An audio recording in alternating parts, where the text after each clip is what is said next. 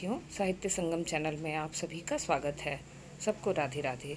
साथियों, हम काव्य शास्त्र के कुछ विगत वर्षों के प्रश्न देख रहे थे, जिसमें हमने 44 प्रश्न तक देख लिए थे। उस वीडियो का लिंक जो है मैं इसके आई बटन में दे दूंगी, आप उसे देख लेना। ये काव्य शास्त्र संबंधी प्रश्नों की श्रृंखला जो है उसका दूसरा भाग है। तो आइए देखते हैं आज का पहला प्रश्न। प्रश्न संख्या 45 से निम्नलिखित में से किसके मतानुसार इतिहास की व्याख्या द्वंद्वात्मक पद्धति के आधार पर होनी चाहिए? विकल्प में हैं टेन, हेगल, विको और वॉल्टेयर।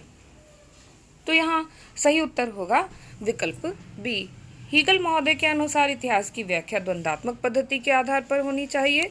हेगल ने विकासवादी प्रक्रिया से प्रगति के विचार पर बल देते हुए यह प्रतिपादित किया कि हम किसी वस्तु के यथार्थ रूप को उसी विरोधी रूप में उसकी तुलना करके ही जान सकते हैं।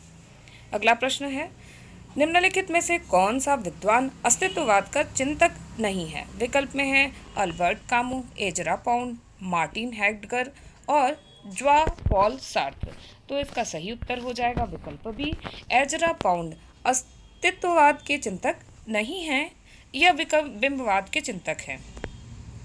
एम्बेसी ऑफ रीडिंग नामक ग्रंथ के रचयिता एजरा पाउंड हैं, जबकि एल्बर्ट कामू, मार्टिन हेडगर तथा जॉय पॉल सार्त्र अस्तित्ववादी चिंतक हैं।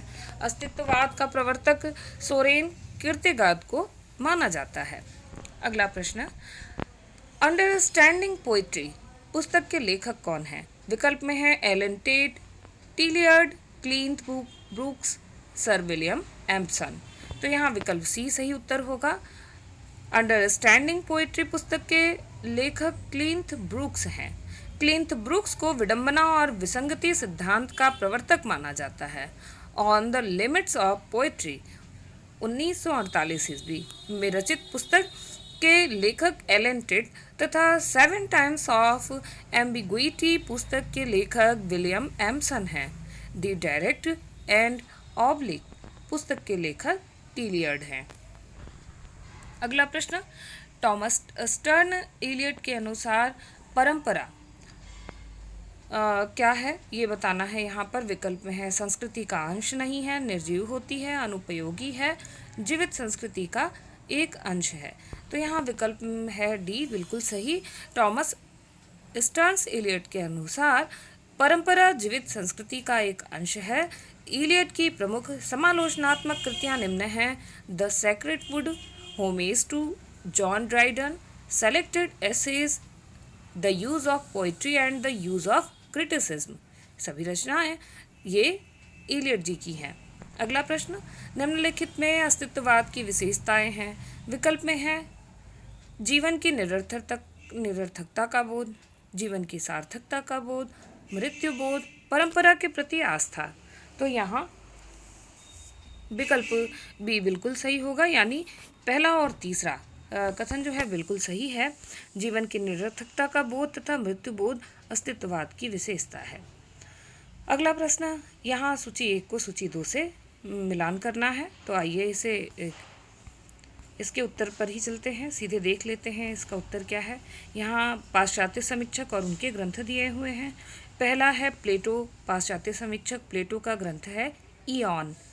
दूसरे बिमसार्ट डब्ल्यू के, इनकी रचना literary criticism a short history, ये इनकी रचना है विलियम विमसार्ट डब्ल्यू की। अगले रचनाकार कॉलरिज हैं और लेक्चर्स ऑन शेक्सपियर, ये इनकी रचना है। फ्रैंक रेमंड लीविस, इनकी रचना द ग्रेट ट्रेडिशन पुस्तकें हैं। आगे देखते हैं अगला प्रश्न। अगला प्रश्न है प्रश्न संख्या 51, निम्नलिखित में से किस आचार्य ने रीति का एक भेद अवंती को माना है? विकल्प में है भामह, वामन, कुंतक, भोजराज। यहाँ सही उत्तर होगा भोजराज। आचार्य भोजराज ने रीति का एक भेद अवंती को माना है। रीति संप्रदाय के प्रवर्तक आचार्य हैं वामन और इन्होंने रीति को काव्य की आत्मा माना। आचार्य वामन की रचना विशिष्ट पद रचना रीति है और आचार्य वामन ने रीति के 3 भेद भी माने हैं: वैदर्भी रीति, गौणी रीति और पांचाली रीति। अगला प्रश्न, निम्नलिखित में से कौन काव्य मीमांसा के रचनाकार हैं? विकल्प में है वामन, मम्मट, राजशेखर और लोल्लट। तो इसका सही उत्तर होगा राजशेखर। काव्य मीमांसा ग्रंथ के रचनाकार राजशेखर हैं। राजशेखर जी की अन्य रचनाएं हैं कर्पूर मंजरी और विद्वत शाल भंजिका। वामन रीति संप्रदाय के प्रवर्तक आचार्य हैं। काव्यालंकार सूत्र इनकी प्रसिद्ध रचना है। वामन ने 3 रीतियों की कल्पना की, वैदर्भी, गौड़ी तथा पांचाली। आचार्य मम्मट 11वीं शताब्दी के आचार्य हैं और इनकी प्रसिद्ध रचना काव्य प्रकाश है। आचार्य अभिनव गुप्त ने अभिनव भारती नामक ग्रंथ लिखा। लोल्लट का उल्लेख भरत मुनि के नाट्य सूत्र के टीकाकार के रूप में जाना जाता है। अब अगला प्रश्न देखते हैं, रस गंगाधर के रचयिता कौन है? विकल्प में है दंडी, आचार्य विश्वनाथ, अभिनव गुप्त और पंडित राज जगन्नाथ। यहाँ सही उत्तर है पंडित राज जगन्नाथ। पंडित राज जगन्नाथ की संस्कृत साहित्य शास्त्र पर प्रौढ़ कृति है रस गंगाधर। इनका समय 17वीं शताब्दी प्रथम चरण माना जाता है। रस गंगाधर की टीका नागेश भट्ट ने लिखी। रस गंगाधर की टीका नागेश भट्ट जी ने लिखी थी। अप्पय दीक्षित के अलंकार ग्रंथ चित्रमीमांसा की खंडात्मक आलोचना चित्रमीमांसा खंडन नाम से पंडित राज जगन्नाथ जी ने लिखी। नाट्यशास्त्र के रचयिता कौन है? विकल्प में है भामा, जयदेव, भरत और वामन। इसका सही उत्तर है आचार्य भरत मुनि। संस्कृत काव्य शास्त्र का प्रथम आचार्य माना जाता है इनको, और नाट्यशास्त्र इनकी प्रसिद्ध रचना है जिसमें नाटक के सभी पक्षों का विस्तृत विवेचन किया गया है। भरत मुनि ने रसों की संख्या 8 मानी है। अगला प्रश्न देखिए कि अभिनव गुप्त किस रस सूत्र के व्याख्याता आचार्य हैं? विकल्प में है आरोपवाद, अभिव्यक्तिवाद, अनुमानवाद और मुक्तिवाद। इसका सही उत्तर हो जाएगा अभिव्यक्तिवाद। अभिनव गुप्त ने भरत मुनि के रस सूत्र की व्याख्या की। इनके सिद्धांत का नाम अभिव्यक्तिवाद है और इनका दार्शनिक मत शैव दर्शन है। अभिनव गुप्त ने रस की अवस्थिति सामाजिक में मानी है। अगले प्रश्न की ओर चलते हैं। अगला प्रश्न है, निम्नलिखित में से संगत विकल्प कौन सा है? और विकल्प में है प्लेटो विरेचन, कार्ल मार्क्स सहानुभूति, क्रोंचे अभिव्यंजना और हीगेल यथार्थवाद। तो यहाँ सही उत्तर होगा विकल्प सी, क्रोंचे अभिव्यंजनावाद। अब आगे देखते हैं कुछ विद्वान, उनके सिद्धांत और उनकी पुस्तकें। तो विद्वान क्रोचे, इनकी सिद्धांत जो है अभिव्यंजनावाद है और पुस्तक न्यू एसेज ऑन एस्थेटिक। प्लेटो, इनका सिद्धांत प्रत्यय सिद्धांत है और प्लेटो की पुस्तक है गणतंत्र, लॉज और ईओन। अगले विद्वान हीगेल, इनका सिद्धांत द्वंद्वात्मक पद्धति और इनकी पुस्तक प्रपंच शास्त्र है। कार्ल मार्क्स, मार्क्सवाद संप्रदाय है इनका और दास कैपिटल इनकी पुस्तक का नाम है। अगला प्रश्न, निम्नलिखित में कौन अलंकारवादी आचार्य नहीं है? विकल्प में है भामा, दंडी, कुवलयानंद और अब जयदेव। यहाँ सही उत्तर विकल्प सी, कुवलयानंद जी हैं। भामा, दंडी, जयदेव अलंकारवादी आचार्य हैं और कुवलयानंद जी योग वैज्ञानिक अनुसंधान के अग्रदूत हैं। काव्यालंकार भामा की रचना है तथा काव्यादर्श दंडी की रचना है। जयदेव जी ने चंद्रालोक नामक अलंकार शास्त्र की रचना की है। अगला प्रश्न, अलंकारवादी आचार्य इनमें से कौन है? विकल्प में है विश्वनाथ, दंडी, मम्मट और कुंतब। इसका सही उत्तर होगा विकल्प बी, आचार्य दंडी। आचार्य दंडी अलंकारवादी आचार्य हैं और प्रमुख अलंकारवादी आचार्य निम्न हैं: भामा, दंडी, उद्भट, रुद्रट, भोजराज, जयदेव, अप्पय दीक्षित। ये सभी अलंकारवादी आचार्य हैं।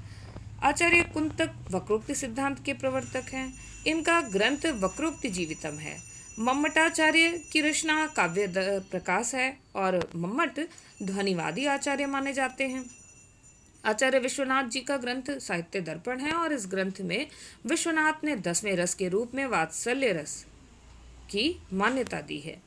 अगला प्रश्न देखते हैं, धर्म कथा, पुरावृत्त तथा पूरा कथा के आलोचना की शब्दावली में किस शब्द का प्रयोग किया गया है? विकल्प में है मौखिक, देवकथा, मिथास और मिथक। इसका सही उत्तर होगा मिथक। धर्म कथा, पुरावृत्त या पुरा कथा के लिए आलोचना की शब्दावली में मिथक शब्द का प्रयोग किया जाता है। प्राचीन पुरा कथाओं का तत्व जो नवीन स्थितियों में नए अर्थ का वहन करे मिथक कहलाता है। अगला प्रश्न, वस्तु, घटना, व्यापार, गुण, विशेषता, विचार आदि साकार निराकार पदार्थों और मानस क्रियाओं को कवि किसके द्वारा प्रत्यक्ष और इंद्रिय ग्राह्य बनाता है? तो यहाँ विकल्प में है मिथक के द्वारा, कल्पना के द्वारा, प्रतीक के द्वारा या बिंब के द्वारा। इसका सही उत्तर हो जाएगा बिंब के द्वारा। वस्तु, घटना, व्यापार, गुण, विशेषता, विचार आदि साकार निराकार पदार्थों और मानस क्रियाओं को कवि बिंब के द्वारा प्रत्यक्ष और इंद्रिय ग्राह्य बनाता है। बिंब शब्द अंग्रेजी के इमेज का हिंदी रूपांतर है। इसका अर्थ होता है मूर्त रूप प्रदान करना। काव्य में बिंब को वह शब्द चित्र माना जाता है जो कल्पना द्वारा इंद्रिय अनुभवों के आधार पर निर्मित होता है। एक काव्य आंदोलन के रूप में बिंबवाद के प्रवर्तन का श्रेय अंग्रेजी कवि टी.ई. ह्यूम को है। आचार्य रामचंद्र शुक्ल एफ.एस. फ्लिंट को बिंबवाद का प्रवर्तक मानते हैं। एफ.एस. फ्लिंट को आचार्य शुक्ल क्या करते हैं? बिंब का प्रवर्तक मानते हैं। अगला प्रश्न, प्रतीकवाद की सर्वप्रथम घोषणा करने वाले विचारक कौन हैं? विकल्प में है एमिल जोला, कीट्स, जीन मोरे या जेम्स ज्वाइस। तो इसका सही उत्तर होगा जीन मोरे। प्रतीकवाद की सर्वप्रथम घोषणा करने वाले विचारक जीन मोरे थे। सन 1886 ईस्वी में कवि जीन मोरे ने फिगारो नामक पत्र में प्रतीकवाद का एक घोषणा पत्र प्रकाशित किया, जिसमें उसने यह कहा कि प्रतीकवादी ही एक ऐसा शब्द है जो कला में सृजनात्मक प्रवृत्ति को भली भांति व्यक्त करता है। अगला प्रश्न, लोंजाइनस ने उदात्तता का विवेचन किस ग्रंथ में किया है? विकल्प में है poetics, moral philosophy, on the Sublime या क्रिटिकल ऑब्जर्वेशंस। यहाँ सही उत्तर होगा विकल्प सी, ऑन द सबलाइम। लोंजाइनस ने उदात्तता का विवेचन ऑन द सबलाइम ग्रंथ में किया है। लोंजाइनस ने काव्य को श्रेष्ठ बताने वाले तत्वों पर विचार करते हुए इस सिद्धांत का प्रतिपादन किया। वे उदात्त को काव्य का श्रेष्ठ बनाने वाला तथा कवि को प्रतिष्ठा दिलाने वाला तत्व मानते हैं। इनका प्रमुख ग्रंथ पेरिइप्सुस है। अगला प्रश्न देखिए, किस पाश्चात्य विचारक ने कला और सहानुभूति को अभिन्न माना है? विकल्प में है वेनिदितो क्रोचे, आई.ए. रिचर्ड्स, स्पिनगार या टी.एस. एलियट। इसका सही उत्तर हो जाएगा वेनिदितो क्रोचे ने कला और सहानुभूति को अभिन्न माना। इनके प्रमुख ग्रंथ हैं aesthetic, new essays on aesthetic आदि। क्रोचे प्रत्ययवादी दार्शनिक थे। ये आत्मवादी भी माने जाते हैं। क्रोचे आत्मा या चेतना की 4 क्रियाएं मानते हैं। इन्होंने कला निर्माण में प्रतिभा को मूल कारण माना है। अगला प्रश्न, रीति के आधारभूत तत्व के रूप में वामन का कैसा दृष्टिकोण है? विकल्प में है विशुद्ध सौंदर्यवादी, विशुद्ध शिल्पवादी, विशुद्ध कथ्यवादी या विशुद्ध रसवादी। यहाँ सही उत्तर होगा विकल्प ए, विशुद्ध सौंदर्यवादी। रीति के आधारभूत तत्व के रूप में वामन का दृष्टिकोण विशुद्ध सौंदर्यवादी है। वामन रीति संप्रदाय के प्रवर्तक आचार्य हैं। इनका समय विद्वानों ने 8वीं सदी का उत्तरार्ध माना है। वामन ने काव्यालंकार सूत्र नामक ग्रंथ की रचना सूत्रों में की है। आचार्य वामन ने रीति के 3 भेद तय किए, वैदर्भी, जिसे ललिता भी कहते हैं, रीति, और गौणी रीति जिसे परुषा रीति भी कहते हैं, और पांचाली रीति। तो आचार्य वामन ने ये 3 रीति के भेद बताए हैं, वैदर्भी रीति, गौणी रीति और पांचाली रीति। वैदर्भी रीति का अन्य नाम ललिता रीति है और गौणी रीति का अन्य नाम परुषा रीति है। आगे अगला प्रश्न देखिए, भरत मुनि के रससूत्र में प्रयुक्त निष्पत्ति का अर्थ उत्पत्ति किस आचार्य ने माना है? विकल्प में है अभिनव गुप्त, भट्टलोलट, भट्टनायक या शंकुक। इसका सही उत्तर होगा भट्टलोलट। भरत मुनि के रससूत्र में प्रयुक्त निष्पत्ति का अर्थ उत्पत्ति आचार्य भट्टलोलट ने माना है। आचार्य भट्टलोलट को भारत के रससूत्र का प्रथम व्याख्याता माना जाता है। आचार्य शंकुक ने निष्पत्ति का अर्थ अनुमिति और भट्टनायक ने भुक्ति तथा अभिनव गुप्त ने अभिव्यक्ति माना है। अगले प्रश्न की ओर चलते हैं। हमारा अगला प्रश्न है, मार्क्सवादी साहित्य चिंतन के अनुसार उपयुक्त कथन नहीं है। विकल्प में है कला अपने सभी रूपों में सर्वोत्तम सामाजिक गतिविधि रही है। विकल्प 2, अनुभव या बोध के कलात्मक अंकन की प्रतिभा जन्मजात रूप से प्राप्त नहीं होती। विकल्प 3, यथार्थवादी चित्रण यथार्थ के मात्र नकल हैं। और विकल्प 4 है कला के अभिप्राय, संदेश, सार तत्व व रूप शिल्प में बदलाव होता रहता है। तो यहाँ बताना था मार्क्सवादी साहित्य चिंतन के अनुसार उपयुक्त कथन कौन सा नहीं है। तो विकल्प सी बिल्कुल सही है। यहाँ यथार्थवादी चित्रण यथार्थ के मात्र नकल हैं, ये सही नहीं है। यह कथन मार्क्सवादी साहित्य चिंतन के अनुसार उपयुक्त नहीं है। और मार्क्सवाद के प्रवर्तक कौन है? कार्ल मार्क्स और फ्रेडरिक एंगल्स हैं। साम्यवाद या मार्क्सवाद एक ही विचारधारा के दो नाम हैं, जिसे वैज्ञानिक समाजवाद और क्रांतिकारी समाजवाद भी कहा जाता है। मार्क्सवादी आलोचना के प्रमुख समीक्षक हैं लुकाच, लेनिन, माओ त्से तुंग, ग्रामसी, कॉर्डवेल, जॉर्ज थॉमसन, बेंजामिन गोल्डमैन और एडोर्नो आदि। यथार्थवाद और मार्क्सवादी आलोचना के संबंध और साहित्य में यथार्थ चित्रण के विषय में मार्क्सवादी दृष्टिकोण की समझ के लिए एंगल्स का यह कथन है। उल्लेखनीय है कि मैं इस बात के लिए आपको दोष नहीं दे रहा कि आपने विशुद्ध समाजवादी उपन्यास नहीं लिखा। मेरा मतलब यह बिल्कुल नहीं है। मैं जिस यथार्थवाद की बात कर रहा हूँ वह लेखक के विचारों के बावजूद भी कृति में आ सकता है। लेखक ने ये विचार जिसके ही अप्रकट रहे उतना ही कलाकृति के लिए अच्छा होगा। इसे मैं यथार्थवाद की बड़ी भारी विजय मानता हूँ। तो ये कथन था एंगल्स का। अगला प्रश्न देखिए, साहित्य के महत्व के संबंध में मार्क्सवादी सिद्धांत विषयक असंगत कथन कौन सा है? विकल्प में है साहित्य वर्गों के बीच विचारधारात्मक संघर्ष में महत्वपूर्ण अंग है। विकल्प 2 साहित्य श्रमिक वर्ग व जनसाधारण की शिक्षा और चेतना में योगदान कर सकता है। विकल्प सी है साहित्य शोषकों की शक्ति को मजबूत बना सकता है तो उसकी जड़ें भी खोद सकता है। और विकल्प डी है कि वर्ग अचल व अपरिवर्तनशील होते हैं तथा उनका आपसी संबंध इतिहास की धारा के साथ बदलता नहीं है। यह विकल्प डी है जो असंगत है। किसके संदर्भ में? साहित्य के महत्व के संबंध में मार्क्सवादी सिद्धांत विषयक यह जो विचार था विकल्प डी यह असंगत था। वर्ग अचल व अपरिवर्तनशील होते हैं, उनका आपसी संबंध इतिहास की धारा के साथ बदलता नहीं है। यह साहित्य के महत्व के संबंध में मार्क्सवादी सिद्धांत विषयक असंगत कथन है।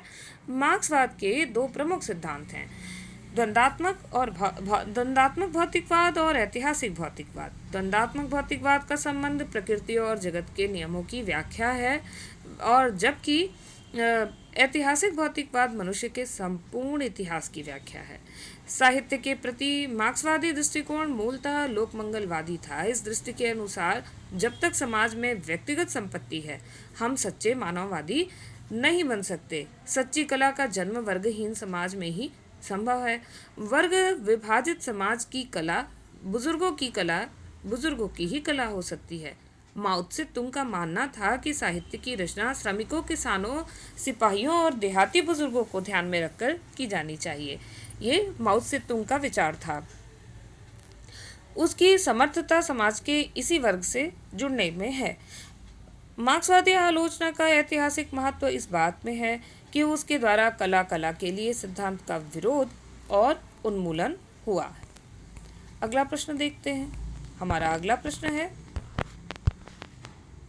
इस मानसिकता का कोई विचारधारात्मक आधार भी नहीं है क्योंकि इसका एक महत्वपूर्ण लक्षण विचारधारा मात्र का निषेध है। यह कथन साहित्य शास्त्र की किस आलोचना पद्धति के संदर्भ में उपयुक्त है?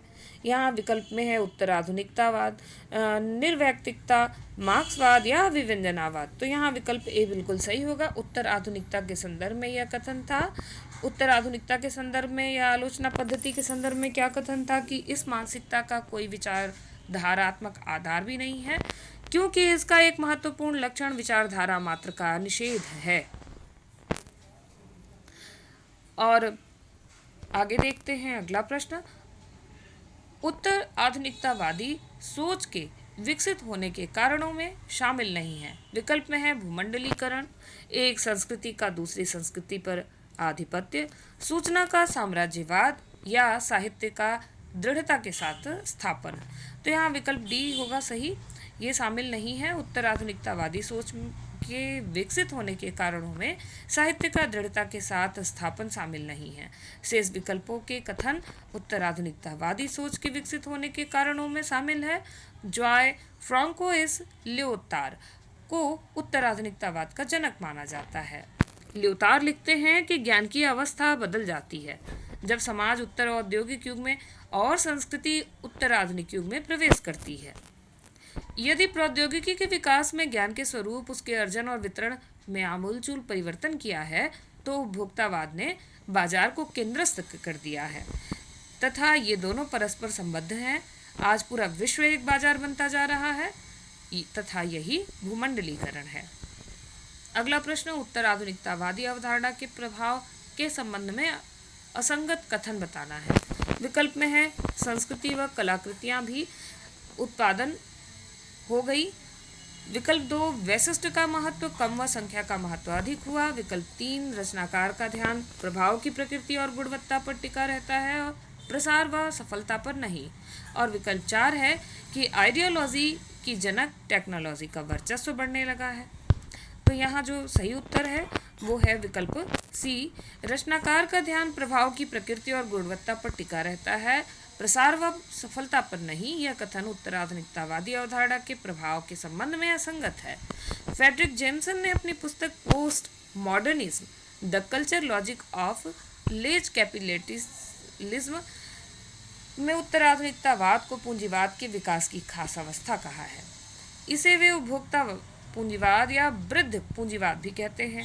उत्तराधुनिकतावाद विचारधारा का अंत, लेखक की मृत्यु, इतिहास का अंत, आलोचक की मृत्यु आदि अनेक मृत्युओं की घोषणा करती है। समग्र रूप में उत्तराधुनिकतावाद के 3 केंद्रीय तत्व माने जा सकते हैं: समग्रतावादी सार्वभौमिक सत्यों का नकार, तर्कवाद का नकार, आधुनिकतावाद की सक्षमता का नकार। अगला प्रश्न, साहित्यिक पाठ व आलोचनात्मक पाठ में कोई भेद नहीं होता। यह विचार निम्नलिखित में से किस चिंतक दृष्टि के निकट है? विकल्प में है कल्पना सिद्धांत, विखंडनवाद, अभिव्यंजनावाद या परंपरा और निर्वैयक्तिकता का सिद्धांत। यहाँ विकल्प बी बिल्कुल सही है, विखंडनवाद। साहित्यिक पाठ व आलोचनात्मक पाठ में कोई भेद नहीं होता। यह विचार विखंडनवाद चिंतन दृष्टि के निकट है। विखंडनवाद के प्रवर्तक जॉक देरिदा हैं। विखंडन को समझने के लिए पाठ को समझना अनिवार्य है। पाठ से तात्पर्य वह संरचना जो चिन्हों की अर्थगर्भित व्यवस्था से निर्मित होती है। पाठ संरचना मोटे तौर पर 2 प्रकार से होती है, साहित्येतर पाठ और साहित्यिक पाठ।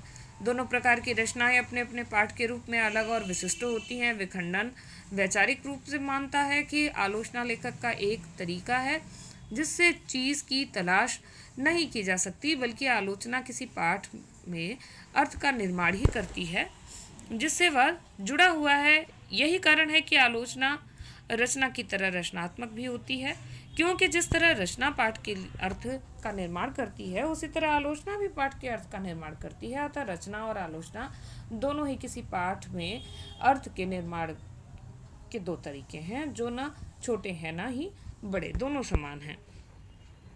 अगला प्रश्न देखिए, साहित्य में विखंडनवाद के उद्भावक आचार्य माने जाते हैं। विकल्प में है Jacques Derrida, Karl Marx, Sudhir Pachauri या FR लेविस। तो यहाँ विकल्प ए सही है, जॉक देरिदा।